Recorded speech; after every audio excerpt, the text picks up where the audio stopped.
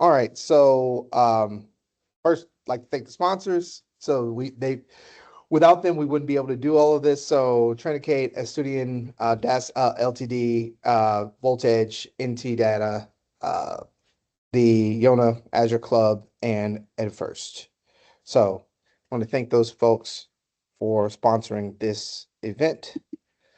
All right. So my presentation is on Microsoft 365 migrations, the best practices. I've done about 60 plus of these migrations. Well, actually, probably we're getting all the way almost to 70 migrations. So for a project, almost for I would say about 18 months at this point. What we started with is we have a client that's an organization that just keeps eating other companies. They just keep buying and acquiring and acquiring and acquiring. They got that. So with that acquisition puts them in a position where, okay, all of these people have different systems for email, for communication, and for collaboration. So we're talking about people using Google and M365, but not only that, they're using Slack, they're using other ways to communicate. Some people might even be using WhatsApp. And how do you govern that? Like, how do you have any kind of governance and control over that? So they're like, okay, here's what we got to do. We've got to integrate all these folks. We've got to get them under one platform for collaboration. So, and that platform was M365.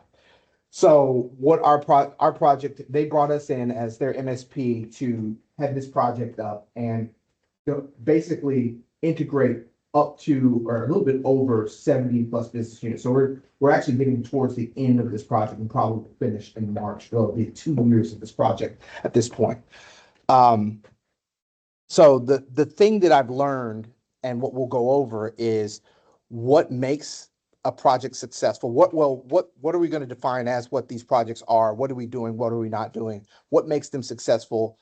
What makes them fail? How to avoid those failures. So there's not tons of technical knowledge in this. It's really about how we as engineers and practitioners make the best engineers practitioners use like the soft skills, which really shouldn't be called soft skills, but how we use those skills to make sure that these projects stay on point. Because I think one of the things that I think is really important is a lot of the technical stuff can be done. We can read documentation. We can figure out how to do the implementations.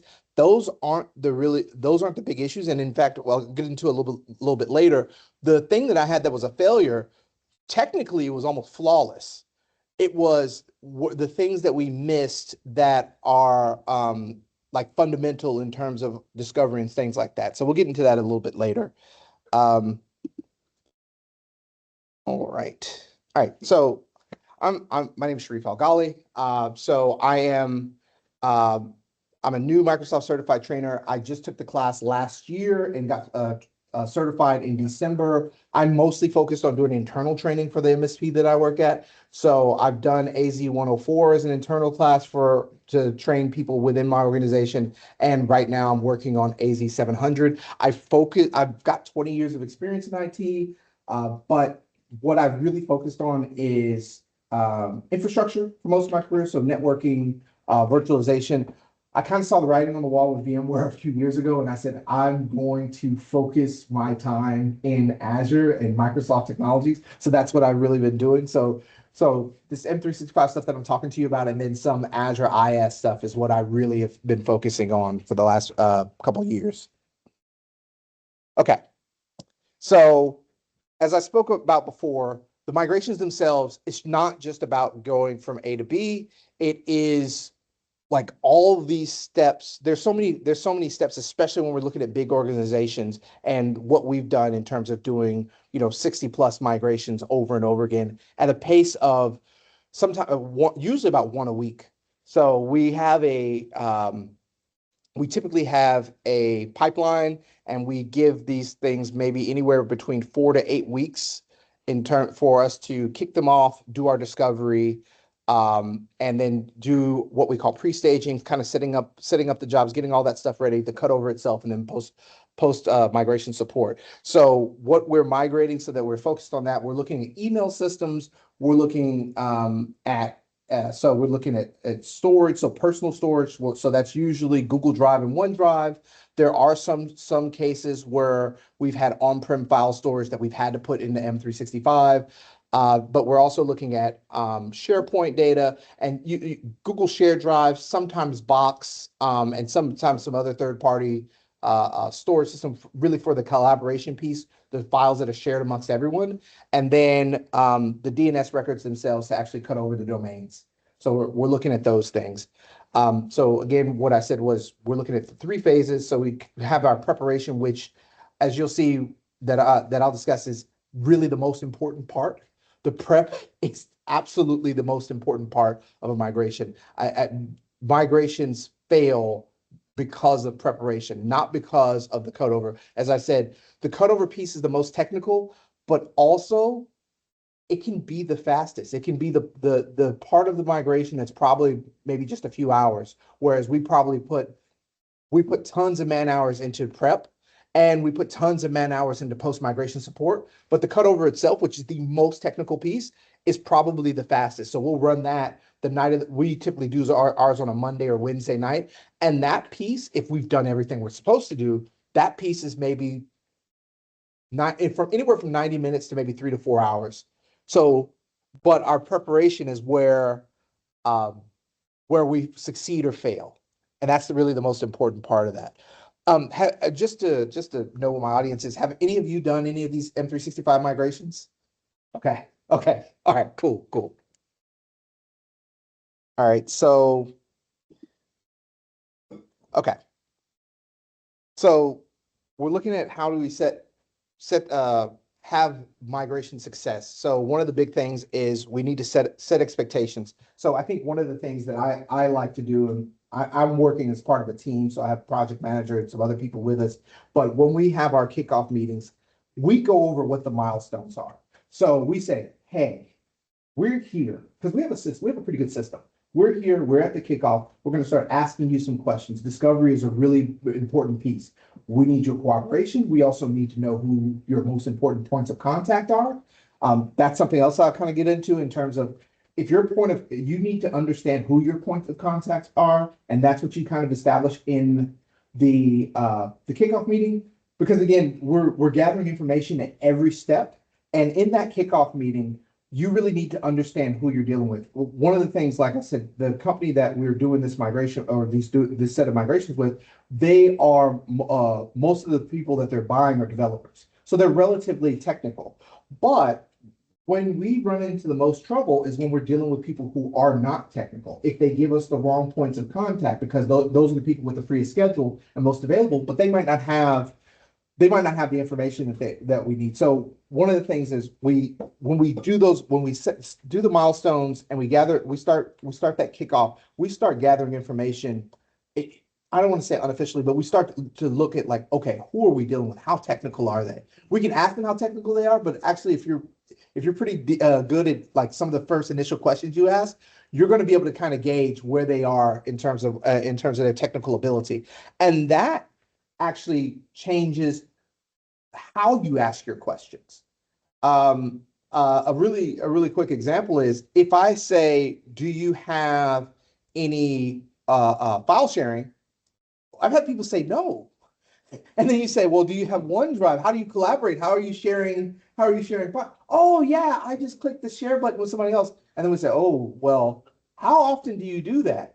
And they say, oh, well, this person is shared with, and we'll actually run into issues where we find if we ask the right questions, even during kickoff, well, we find, oh, they're not doing things with best practices. They should be using SharePoint for some of these things, but they have old employees, OneDrive, people that have been fired or terminated or left a year ago, and they're still sharing out of that. And then when we do our documentation where we say which accounts are moving, because that's another issue we've run into, which accounts are actually going to be moving, they don't count the ex-employees.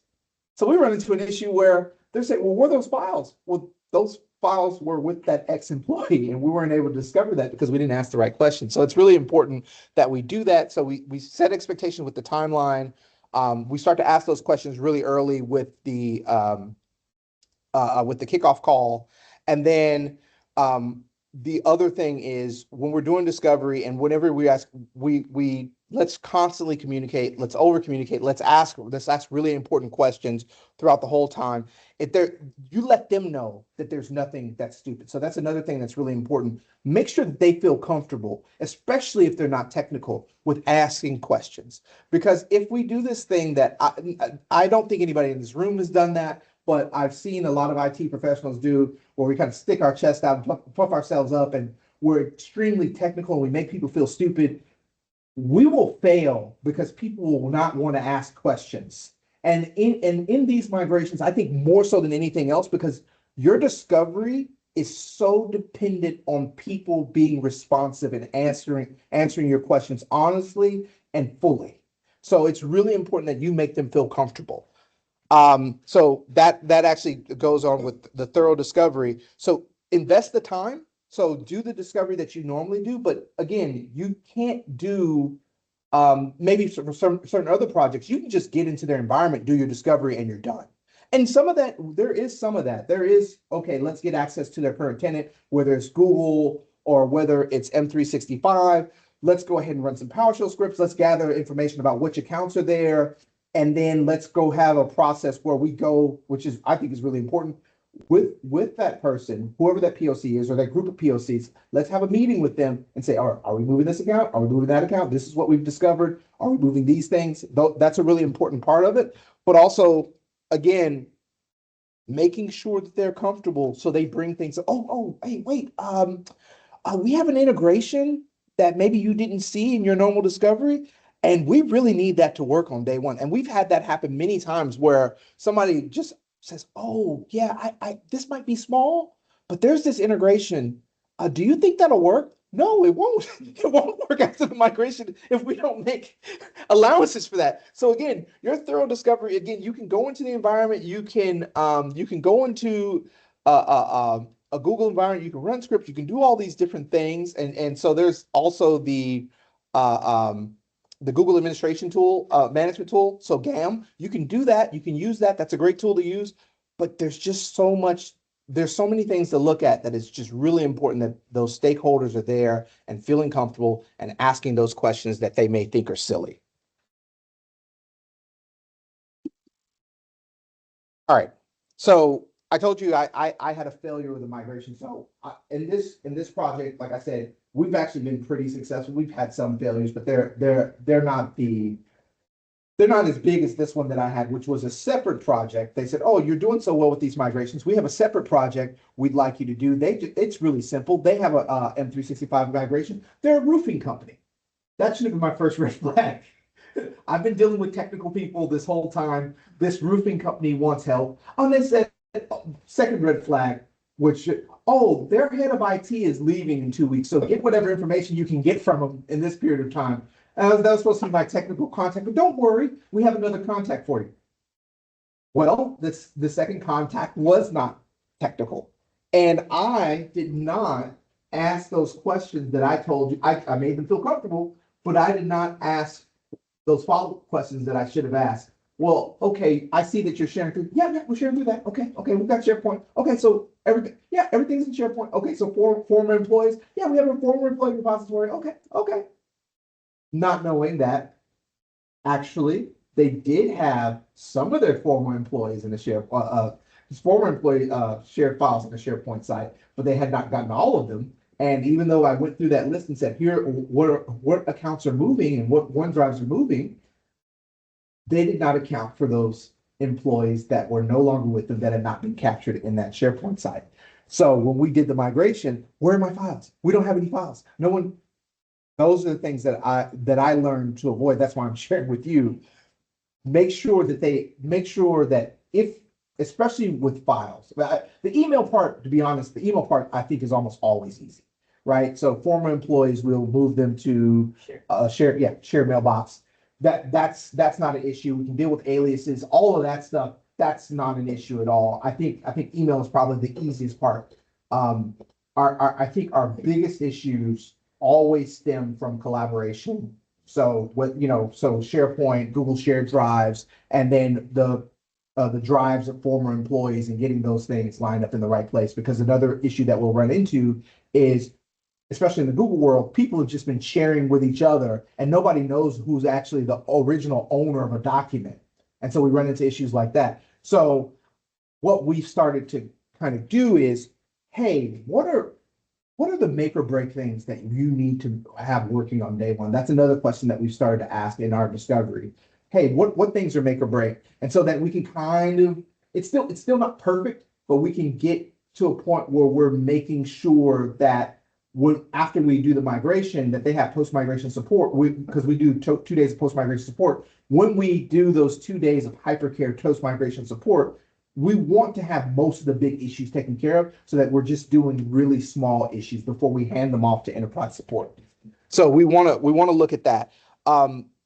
One of the other issues, I did that migration mostly myself. The technical part of it, like I said, was flawless. I thought it was some of my best work. I thought it was great, but I took on too many aspects by myself without having other team members kind of check my work, because they might have discovered, hey, did you ask that question? Did you look at that? So if you have if you're a single practitioner, you're by yourself, okay, I get it. Maybe you don't have that ability. But if you work on a team at all, even if you're going to be responsible for that migration yourself and you're going to be doing the bulk of the work, I think it is extremely important that you have a peer come and look at that stuff. So for peer review. Also, I thought that I communicated clearly that migrations are a disruptive process, but I think that saying migrations are a disruptive process is not the same thing as saying, hey, the day after the migration, depending on what we're doing, some people may be down for a period of time as we, because some of our migrations, we have to buy them, or we're getting them new laptops because they were using their old business units domain and stuff like that. So we're going to bring everything all at once. Sometimes we have to reset profiles and do things like that, and we run into issues, especially with Mac OS devices. So giving them clear examples instead of just saying this might be disruptive, maybe you might have some downtime, or even worse, being afraid of telling them that it's a disruptive process, it is completely counterproductive. Tell them it's disruptive. Tell them, hey, we're tearing you out of one domain into another. Make it visual for them, because I think that is really, really important, that they understand there is no way around this. If you go to another practitioner and they tell you that it's going to be painless, they're not telling you the truth. Especially if there's a component where you're going to have new PCs added or anything like that. So just keep those things in mind, that communication with the customer, honestly, it's going to serve you much better. And then also make it so that they can kind of visualize and understand that this is a disruptive process, or anything about the process, even from the point of discovery. Say, sometimes they don't understand, if I don't have your participation, I can't be successful. Because we've run into issues like that where we have people that, okay, you can get into our environment. We have a GA account for you, or however you're doing it. You're doing it through Lighthouse, whatever you're doing. You can get in the environment. Let us know what you need.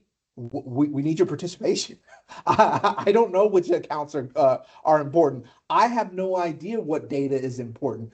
I can look at some, especially from a Google perspective. I can look at the integrations in your tenant, but it doesn't tell me that those integrations are important. It'll tell me that Google sign-on is being used, but it doesn't tell me when is the last time somebody used that. It doesn't tell me whether that's valuable. You're the only person who can tell me that. So you really need their participation. And so sometimes they're saying, well, we're slammed, we can't do it. And I know that it's very difficult, especially when you have project managers and you have people that are, this project needs to close by the end of a month, and there's some financial considerations with it. But I still think for the success of the project overall, it is really important to call those things out. Or if you're lucky enough to have a good project manager that's keeping track of these things, call out what the risks are. Like, hey, if we don't get this information by this date, we cannot migrate on this date. Because if we try to do that migration, we're going to run into a lot of issues. And it's much better to have that conversation and set those things back if you need to. So make sure the expectations are clear. use team support if you can. And as I spoke of a little bit earlier, if your client is non-technical, that just really means that you need to do the best you can to ask questions in a way that they understand. All right. Okay. Yeah, that's my other one. Just be annoying. So it kind of ties into what I said a little bit earlier. I was apprehensive. I want to make sure that the client feels happy with me at all times, and I still do. I still desperately want the client to feel happy with me. But man, to get this thing done and to do it well and to get your to get to a migration state that people are happy with, because that's what I haven't spoken about. Your goal in a migration is, in my opinion, is for somebody to say, "Oh, that wasn't too bad." It's not to say that it was great. I don't think that it's rare. It's very rare that a client says, "Oh, it was great." High praise is when they say, "That wasn't too bad." We migrated, and especially with the way we do it, which I don't know how you guys have done it, but when we migrate, we have those 2 days of post-migration support. We have a lot of, we try to get as many engineering folks as we can in on that and work with support and people from the client side to help us answer questions. So in that phase, we do the best we can to have all those people there. And that's why I said, if we do our preparation, we're going to have issues. We expect to have issues, but we can get them resolved in that 2-day period of time, and we get them resolved quickly. I think that's the most important part. We say we know what the potential issues are before the migration. We've asked all the questions that we can ask through various processes. And when this thing happens, we expect there to be some issues, but we kind of have anticipated what they're likely to be, and then we can resolve them very quickly. Usually clients, if you resolve relatively quickly and they have those expectations, hey, this is a disruptive process. If you do that, so you do that part of the communication part, you set the expectations, you communicate with them throughout the process, make sure that they stay on track. And then when the issues do come up, they're relatively predictable and you get those things resolved. If you do that, you will get to that end of that 2 days where, yeah, not too bad. And I think that's the best you can do. But to do that, you have to annoy them sometimes. You have to tell them, hey, you need to show up to these discovery meetings. Hey, another thing that we do that I didn't mention is we'll have, I think I have it in another slide, but what we have is a town hall meeting. So what we'll do once we get everything to a certain place with discovery, we'll have a town hall meeting where we have all their users come. So we've been dealing with the point of contact, the main points of contact from the beginning, and then we'll have all their users come. And we typically discover something in that process because somebody will say, well, what about this support thing? Because usually it's support, for some reason, support's never a point of contact. So what about this support integration? How's that going to work? Well, we haven't considered that, but usually it's a good time to get those things in. But being annoying, hey, everybody needs to be in that meeting. Well, we can't have everybody. Yeah. This is disruptive. If we don't have everybody, we're not going to be successful. So sometimes with certain clients, you have to be a broken record. Hey, we need this to be successful. Hey, have you gotten this on time? If you're lucky, you have a project manager that can be annoying, and then you can be the nice, smart engineer. But if you don't have a project manager that can do that for you, you have to be the annoying engineer that just keeps hammering them and you'll get on their nerves, but you're doing it for the success of the project. So it's really important to make sure that through that persistence, right? So maybe you don't want to say annoying, maybe you want to say you're persistent. Through that persistence or that thoroughness, that you're getting all the information that you need and you're giving them everything that they need to be successful. Okay. Yeah, so part of that communication, and we've touched on it a bit before, is make sure that they understand what you're asking. So that's especially important for non-technical clients, but also for technical clients that are very busy. Make sure they fully understand. I'll give you a simple example. We would tell people, hey, we're migrating on Monday evening. We said it. But one of the things that we ran into one time, this woman said, well, I've got the whole team ready for post-migration support Monday morning. Where are you guys? What's happening? We said Monday evening. And she was a really technical person. In fact, she's a highly intelligent person and really good at getting her team together and everything. Well, she said, I lined everybody up. We always said Monday evening, but we weren't annoying about it. We weren't just saying it over and over again and pushing it. So what we ended up doing in our communication in like 5 different places, I think in the kickoff call. So your migration will happen Monday evening after the close of business. We'll decide on a time. Maybe that's 8 p.m. Eastern or whatever we said. And then we'll say it in their town hall meeting. We'll say it in their email communications before the migration happens. We have learned to over communicate those things because even intelligent people, even technical people get too busy, don't pay attention, and then make certain decisions that impact the migration. So we want to keep that. We want to make sure that it gets to the point that we've said it over and over again, but also that they're able to communicate back to us like, yes, I heard it 10 times. You said 8:30 p.m. Eastern on Monday. It's in the evening. We will have post-migration support on Tuesday and Wednesday. Yes, okay, perfect. Okay, you heard me. Thank you. So also document everything and send up follow-up summaries. This is really especially important when you have risk. So if you haven't gotten communication on an issue that you find is critical, go ahead and make sure that you're emailing them and documenting them. Again, if you have a project manager that's a really good project manager, they're going to be on top of that stuff for you.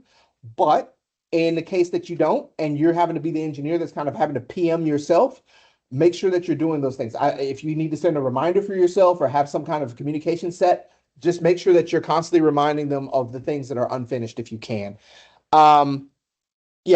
Email calls and in-person meetings. Another thing about that is get a feel for who you're dealing with. I try to have as few meetings as possible, yet you still end up having quite a few meetings, especially if they're busy. If they're busy, every meeting turns into a working session. So some people, they will, if you send them an email, they're not going to do it. They're not going to do it. You send them a spreadsheet, say, fill this out or review this for me. They're not going to do it. In fact, what we started doing was our discovery. We have a spreadsheet that has all this information. We pre-fill a bunch of it. We send it to them, say, all right, fill that out for us and tell us this and that. Would do 50% take up. Then we just started having a discovery one meeting that includes that, where we go through the things. Hey, in fact, don't tell me who's migrating. Don't tell me who's a yes. Just tell me all the people who are no. I can put all the yeses in later. These look like they're going to be shared mailboxes currently on their archived accounts. Is that correct? Am I making the right assumption there? Oh, yes. Okay. So we do that. Oh, do you need to understand what a shared mailbox is? Because just to be fair, maybe they don't. Hey, let's explain that. Do you have any other questions for us during this period of time? Because a lot of times they're not going to write a whole email to tell you a bunch of questions. So just make sure that you're doing that as well through those meetings. All right. All right. So I think these are the things that I find that are really important. So I spoke a bunch about the kickoff. So establishing the project timelines, defining the scope, and clear expectations. Also, kickoff is where you want to start talking about what you're going to do and what you're not going to do. So we'll say kind of like what our process is and what our milestones are. But like one of the things that we don't do is because it's really difficult and expensive too. We don't do Google Chats. Like we're just like, hey, we're not doing Google Chats. Some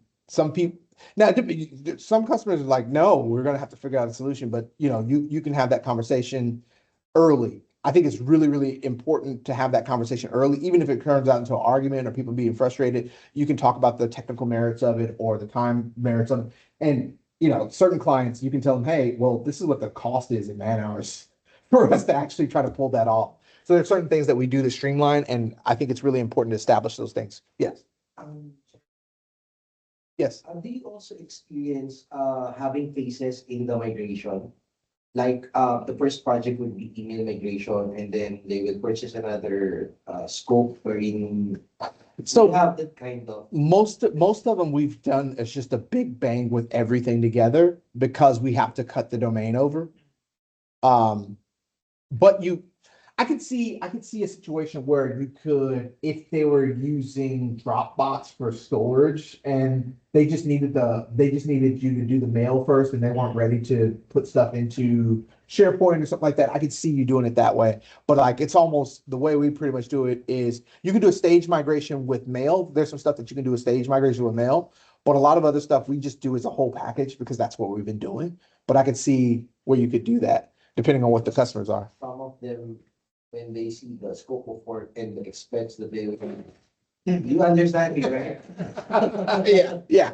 Some companies in the Philippines are like that. They wanted, this is priority. We migrate the emails first.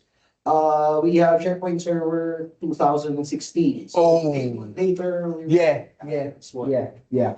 And we run into issues too where a lot of times we just migrate the data for SharePoint sites because rebuilding the sites for us is just usually out of scope. Because most of the time the data is the most important part, and most customers do not want to deal with the expense of having to rebuild the sites. So yeah, that makes a good point. So I said about the discovery session, documenting the environment, showstoppers. I don't think I have much to say on that. I did not talk about our final sign-off meeting. So the order I typically go in, we'll kick off. I'll go start filling out some stuff. We'll have a first discovery meeting. And then in the background, we're gathering information and getting a lot of other things in place, depending on what kind of migration we're doing. And then once we have done that, and we do a thing called pre-stage migrations because we use BitTitan Migration Wiz a lot. So we'll do a pre-stage migration, which will take everything that's older than 30 days and start putting that into the destination tenant. So it just makes it easier to night of the migration, like I said, why they only take so long. So during that period of time, we'll get to a place where we're saying, basically, all the discovery is done. And we'll review that with the client, and we'll call that the final sign-off meeting, which what we've learned to do as a team, and I can't take the credit for this, is we've learned to say, okay, all right, customer, let's review all of our discovery documents that you've looked at a million times. Let's review them and go through them, make sure that we've dotted our I's and crossed our T's, make sure that everything's detailed the way it needs to be, and see if we can catch anything. And then you tell us if you're comfortable migrating. You tell us if you're a go, no go. So give us a thumbs up. Tell us if you're a go, no go. That puts that in their hands like, hey, we reviewed. It's also like from a consulting standpoint, you said it was good, right? We went over that in the meeting and you felt comfortable. You gave us the thumbs up. So you kind of put that on them too. Like it's partly technical, but it's also that piece too. So you have something to fall back on to a certain extent. And then the fourth part is like that town hall meeting I told you about. I would say it's at least 50% of the migrations, there's somebody that should have been included that wasn't included. Now, to what degree that's really important, it varies. Sometimes it's just minor quibbles, and sometimes it's major stuff that we discover in that town hall meeting. But what we do in the town hall meeting is, hey, here's what you've heard that you're having a migration. Here's what's happening. Here's what you need to do to prepare. Here's what's happening to your identity, because sometimes what we do is we separate the identity from their primary email address. So maybe they're logging in with the new destination tenant's UPN, but they're going to keep their primary SMTP address. And so we explain that process to them, that your identity is this new UPN.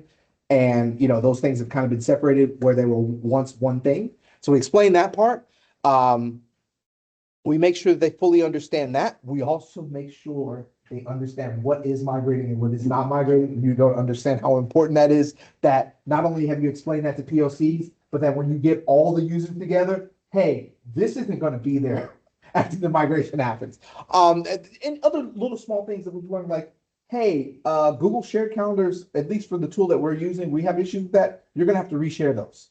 And use it because of the meetings, especially if you're going to an M365 tenant, you're going to have to start doing Teams meetings anyway. So you want to tell them those things so that they're aware of what to do. They're not afraid, because the worst thing you can have is a group of people that don't feel comfortable, don't feel like they have the information they need. Make sure that they fully understand that they're going to be supported and how to access support. I think that's really important.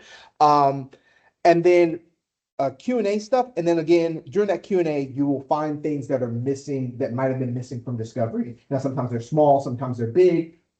Sometimes they're showstoppers that might push the migration back a week or more, but I would rather discover them early than discover them late. I think that's really, really important. Yes.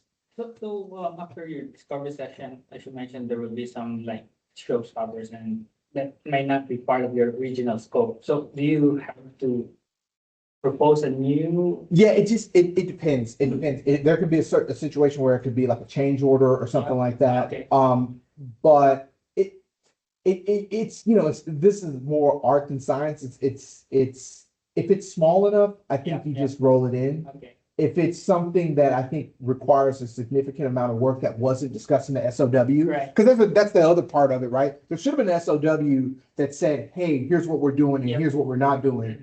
And it's kind of on the client to a certain degree, but we could, through the process, discover like, oh, there's this integration, there's this thing that's going to take more man hours, and what are we going to do? So yeah, it just, again, more art than science. And it just depends on what your organization likes to do. But for me, most things, if I think it's an hour or less, I'm usually not even gonna talk to anybody about it. Actually, just one thing, especially SharePoint migration.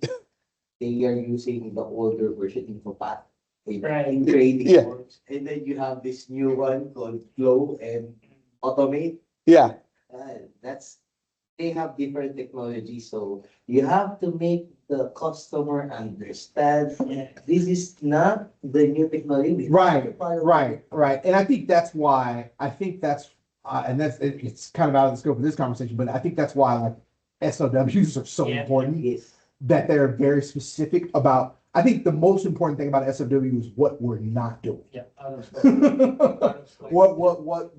What is out of scope, and what our process is if we discover something that's significant, so that we can always point back to that and say, customer, this is significant.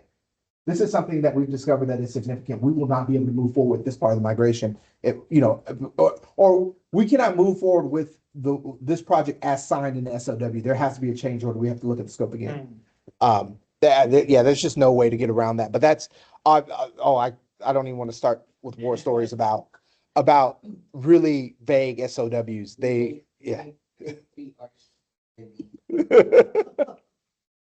Okay. So I think the other thing about success, so avoiding failure, is, discovery documentation review. So have your colleague, as I mentioned earlier, have your colleague review discovery documentation with you. They will always catch something, even if it's just one, because we use the Excel spreadsheet, even if it's one cell that doesn't have a piece of data in it. I don't know what it is, but I've just never seen it where I can review something 5 times and there's always something that I missed. So always have another eye on it. So the migration plan itself, so not just the documentation and discovery documents, the migration plan itself, we have a checklist that we use. But also, if there's anything that's new or different, have that person check that with you as well. So have somebody else get fresh eyes on what the plan is. Make sure there is a plan, because some people want to be cowboys and just do whatever. No, just make sure there's actually a migration plan, what our steps are, so that we catch everything. Did we get the aliases? Because that's something that is always an issue. Did we get the aliases? Did we have to recreate groups? Did we have to recreate distribution lists? Were there some special rules around that? Who's going to have access to certain things? We created some new teams? Do they need to be private? Did we set everything correctly? That's another thing that you want to make sure in that migration plan that you have that set up. And then in the cutover support, so I know different organizations handle things differently, but even if it's somebody just coming on for the first hour of just doing the DNS stuff with you, and just it's a team, because our organization is distributed, so we don't even meet in person hardly. So even if they just join the Teams meeting, you're sharing your screen while you're doing the domain cutover, and after that they'll go, they can go away. I think that's valuable. If you can argue for that with your team or something like that, say, hey, just come for the first hour So we can just make sure that we get these things right. It really, really helps because it slows things down a little bit and it keeps you from making a mistake. So that's really important because I said that's the shortest part, but it's also the part that if that piece goes wrong, oh, it's so stressful. So you want to be really careful about that too. And then let's see. So so we talked about that rush discovery. No, don't make too many assumptions. So in terms of what we're calling with failures, don't make any assumptions. If there's something that you need to test, if you're doing, especially if you're doing a new process or you have something like maybe your migration tool came up with a new feature, go ahead and make sure that you've tested that ahead of time. Keeping your stakeholders, so being annoying, keeping your stakeholders informed, make sure that you're doing that. These are the things that if you avoid these things, you're much more likely to have a successful migration. And then let me see.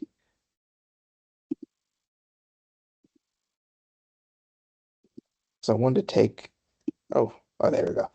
All right. So I wanted to open this up for questions. If you had any other questions about, like how do you handle unresponsive clients? Like what are the things that you've dealt with in your own migration journey? Or anything that you guys wanted to ask me about, how do you deal with technical issues, unexpected technical issues during the cutover or anything like that? So I just want to open up to you guys. Yeah.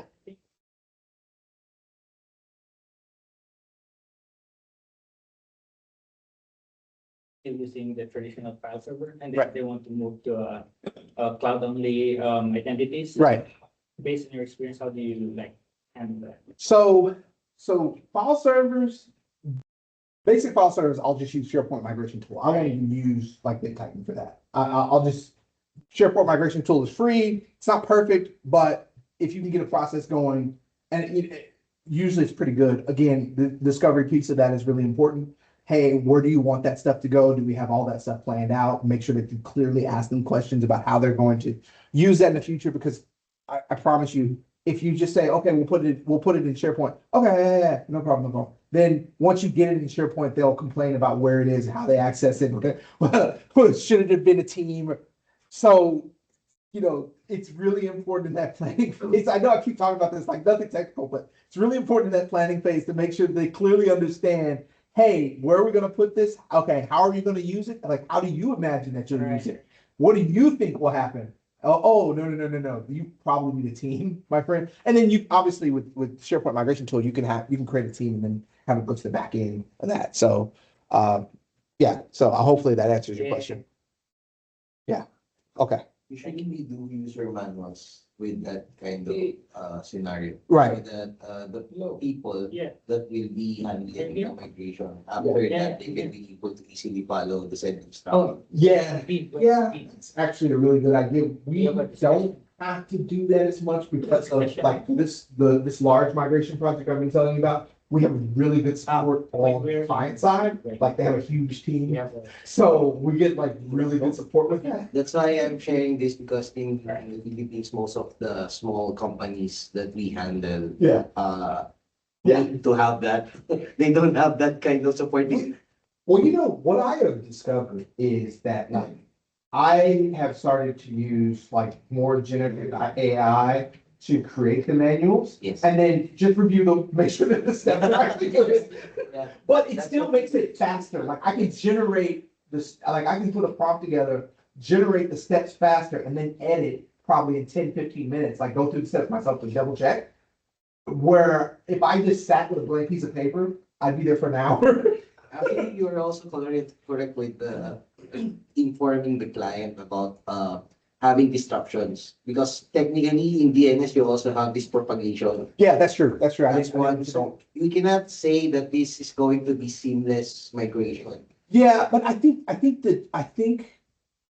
there is temptation, especially if you have a sales team that sold a project. There's a big temptation to tell everybody that everything's going to be easy. But I like to tell them there is no migration that is seamless. There is no migration that has no issues. It is almost impossible. But what I can guarantee you is through the process that we have, if you work with us through this process and you get us all the information that we need, and we have, through our 2 days of post-migration support, or however you want to handle support, we will get you to a successful migration state. I can promise you that if you would go through this process with us, because we've done this many times, we know what most of the pitfalls are, and we're technically good enough that we can resolve all those things. But I cannot promise you no issues. That is impossible.